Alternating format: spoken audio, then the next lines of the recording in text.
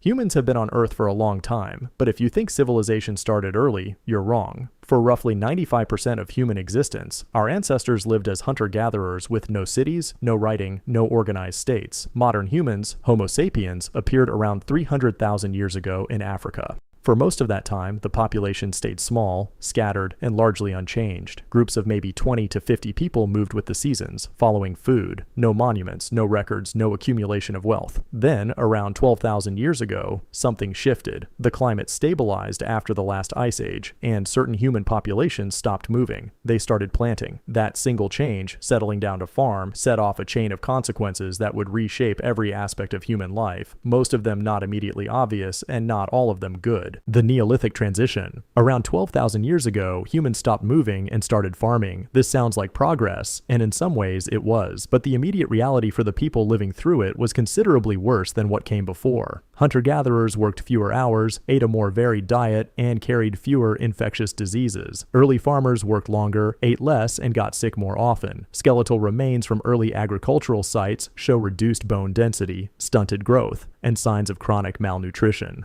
The crops they grew were calorie-dense but nutritionally narrow.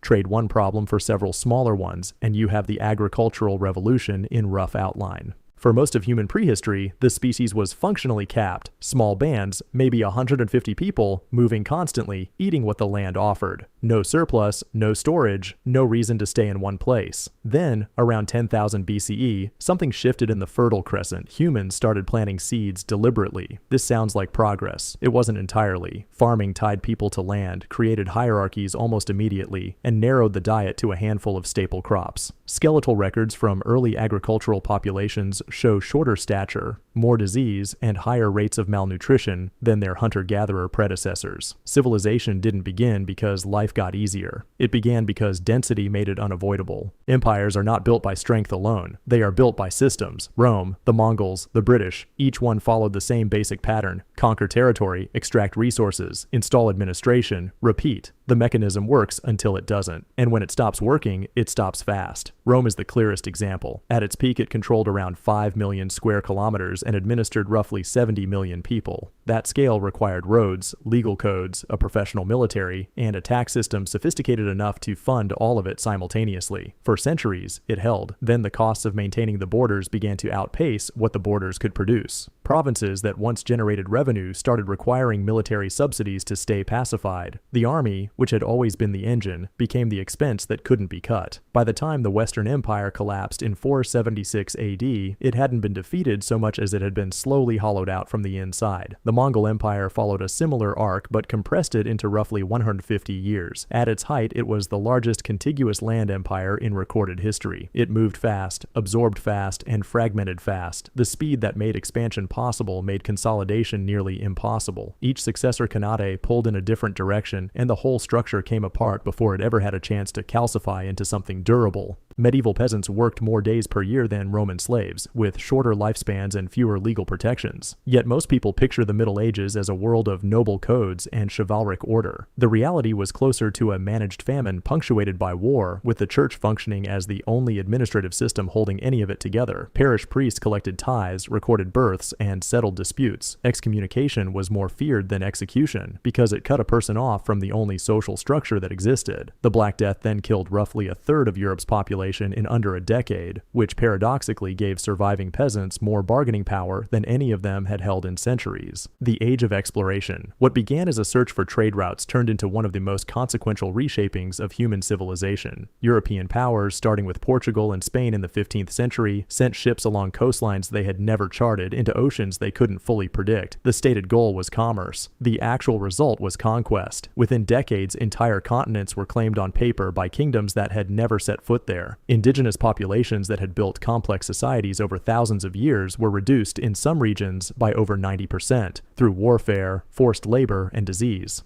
Smallpox alone did more damage than any army. The Columbian Exchange that followed reshuffled the world's crops, animals, and pathogens permanently. It fed more people than ever before. It also collapsed civilizations that had no immunity, no warning, and no recourse. The Industrial Revolution is often called progress, but if you think that means life got better immediately, you're wrong. In the early decades, it got worse. Factories replaced fields, and millions of people who had spent generations farming were suddenly packed into cities that weren't built to hold them. London's population exploded, and consequently so did its sewage. Cholera outbreaks killed tens of thousands because drinking water and wastewater shared the same rivers. Workers, including children as young as 5, operated heavy machinery for 12 to 16 hours a day.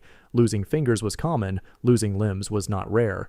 There were no labor protections, no sick pay, no minimum age requirements. Output increased. Life expectancy in industrial cities dropped. The machines produced more than any prior civilization had managed, and the people running them were, in many cases, worse off than the peasants who came before them. The trenches of World War I, the place where thousands of soldiers were about to spend years buried in mud waiting to die, the conditions were brutal by any measure. Soldiers lived in narrow ditches dug into the earth, exposed to rain, cold, and rotting corpses. Trench foot was common. Prolonged exposure to wet conditions caused tissue to break down, sometimes requiring amputation. Rats fed on the dead. Shell shock, now recognized as PTSD, went largely untreated. The tactical logic was simple. Dig in, hold ground, advance a few hundred meters, lose thousands of men doing it. The Battle of the Somme saw over 1 million casualties in roughly 4 months. World War I killed around 17 million people in total. Then, 21 years later, it happened again. Technology is the story of human history, but if you think it started with the Industrial Revolution, you're wrong. The first tools appeared roughly 3.3 million years ago, long before modern humans existed. Homo habilis shaped rocks into cutting edges. That was the technology of the moment, and it changed everything downstream. Fire came next, somewhere between 1 and 2 million years ago. Though controlled, deliberate use became consistent around 400,000 years ago. It allowed early humans to cook food, which made calories easier to extract, which allowed brains to grow larger over generations. Technology and biology were already feeding each other. The wheel appeared around 3500 BCE in Mesopotamia, but not for transportation first. It was used for pottery. Military and agricultural applications came later. Writing followed shortly after, initially as an accounting system to track grain and livestock, not for literature or law. The written word was, at its origin, a spreadsheet. Each of these developments had a compounding effect. Agriculture created surplus. Surplus created hierarchy. Hierarchy required administration. Administration required writing. Writing enabled the coordination of large armies, trade networks, and legal codes. By the time you reach the classical empires, the entire structure rests on a chain of accumulated technologies, each one introduced to solve a specific problem, each one generating new problems in return. That pattern does not change. It accelerates. Globalization is often described as progress, but if you think that means most people benefited from it, you're wrong. Connecting the world's economies didn't erase poverty. It relocated it. Manufacturing moved to wherever wages were lowest. Supply chains stretched across continents, optimized for cost, not resilience. Entire industries in wealthier nations hollowed out almost overnight, leaving behind unemployment, decaying infrastructure, and political rage. Meanwhile, the countries absorbing that manufacturing didn't necessarily grow wealthy either. Their workers gained jobs, but not rights, not safety, not fair compensation. Profits flowed upward and outward, back to shareholders in distant countries. The global economy became extraordinarily efficient at producing cheap goods and extraordinarily poor at distributing what those goods created.